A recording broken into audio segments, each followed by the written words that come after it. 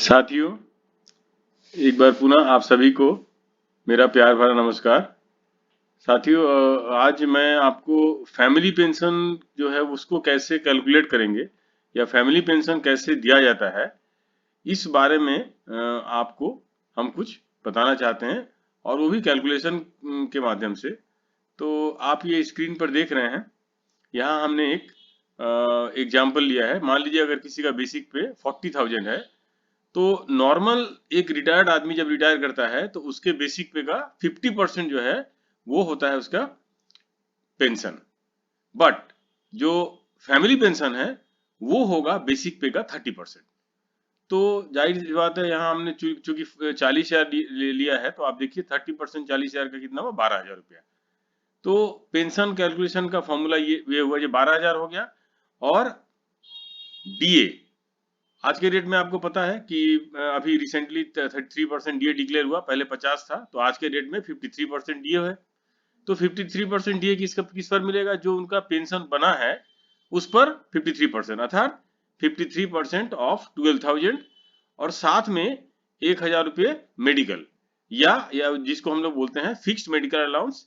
ये सारे जो जितने भी रिटायर्ड आदमी है या फैमिली पेंशनर है, इरेस्पेक्टिव ऑफ एनी ग्रेड, वो किसी भी ग्रेड के हो, ग्रुप ए हो, ग्रुप बी हो, ग्रुप सी हो, या जो भी है, उनको अभी आज के रेट में सभी को इक्वली हजार रुपये ही मिलेगा, जिसको हम लोग फिक्स्ड मेडिकल अलाउंस से बोलते हैं। या अगर आप फिक्स्ड मेडिकल अलाउंस नहीं लेंगे तो आप सीजीएचएस ऑप्ट कर सकते हैं, और उसके लिए जो है आपका जो भी इंटाइटलमेंट जो अमाउंट है वो देना पड़ेगा। इसके लिए हमने प्रीवियस जो है हमारा जो देखेंगे, हमने सीजीएचएस कार्ड कैसे बनाना चाहिए, सीजीएचएस पर हमारा एक अलग से वीडियो है, आप उसको भी देख सकते हैं। तो पेंशन इन हैंड मतलब हाथ में पेंशन कितना मिलेगा, देखिए 12,000 रुपया बेसिक पेंशन बना, और ये 53% डीए 12,000 पर कितना आया, 6,360 रुपया, 6360। और 1,000 रुपया अगर वो ऑप्ट करता है, अगर वो फिक्स मेडिकल अलाउंस लेना चाहता है, तो उसमें 1,000 रुपया और ऐड हो जाएगा, उसको मिला के उसको मिलेगा 19,360 रुपया, अर्थात 19,360 जो है वो एज ए फैमिली पेंशन मिलेगा। उसी तरह अगर आप आज के डेट में जो मिनिमम पेंशन, अर्थात देखिए इसमें आपको पता है कि सीसीएस पेंशन रूल में मिनिमम पेंशन की जो है वो गारंटी दी गई है, वो आज के डेट में कितना है, 9,000 प्लस डीए रिलीफ। मतलब 9,000 कहाँ से आया, आपको पता है कि 7 सीबीसी के बाद जो मिनिमम पे स्केल था वो 18,000 रुपये था, तो 18,000 का 50% 9,000 हुआ। तो मिनिमम पेंशन 9,000 प्लस डीए, तो 53% ऑफ 9,000 ही होगा, प्लस 1,000 रुपये अगर या तो फिक्स मेडिकल अलाउंस ले या तो सीजीएचएस ऑप्ट करे।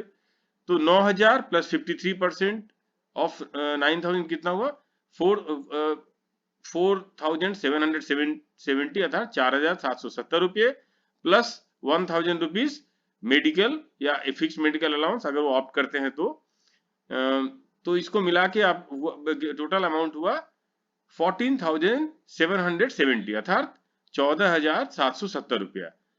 अर्थात इससे कम पेंशन किसी को नहीं मिलेगा। मतलब अगर मान लीजिए किसी का फैमिली पेंशन कैलकुलेशन करने पर अगर इससे नीचे भी चला जाता है, तो उसको 14,770 रुपये मिलेगा ही, इसमें कहीं कोई कॉम्प्रोमाइज नहीं होगा। हाँ, इसमें और एक नया जो ऑप्शन आया है वो भी बताना जरूरी है, और वो ये है कि जो पेंशनर अगर सीजीएचएस एरिया में रहते हैं, तो उनके लिए बाध्यता है कि उन्हें सीजीएचएस ही लेना पड़ेगा। अगर वो सीजीएचएस नहीं लेंगे तो उनको 1,000 रुपये नहीं मिलेगा। मतलब ये पहले नहीं था, बट रिसेंट अभी जो ऑर्डर आया गवर्नमेंट का, उसमें अगर जो फैमिली पेंशनर है वो अगर सीजीएचएस एरिया में रहता है, तो वो किसी भी कीमत पर फिक्स्ड मेडिकल अलाउंस जो 1,000 रुपये है वो ऑप्ट नहीं कर सकता है, उसको नहीं मिलेगा, उसको उसके बदले सीजीएचएस ही लेना पड़ेगा। तो ये है, बहुत सारे हमारे जो सब्सक्राइबर है वो जानना चाह रहे थे कि फैमिली पेंशन का कैलकुलेशन कैसे किया जाता है। तो ये एक बहुत ही सरल सिंपल प्रोसेस है जो आप देख पा रहे हैं। तो इस तरह करके आप किसी भी जो पेंशनर है उनका फैमिली पेंशन कैलकुलेट कर सकते हैं।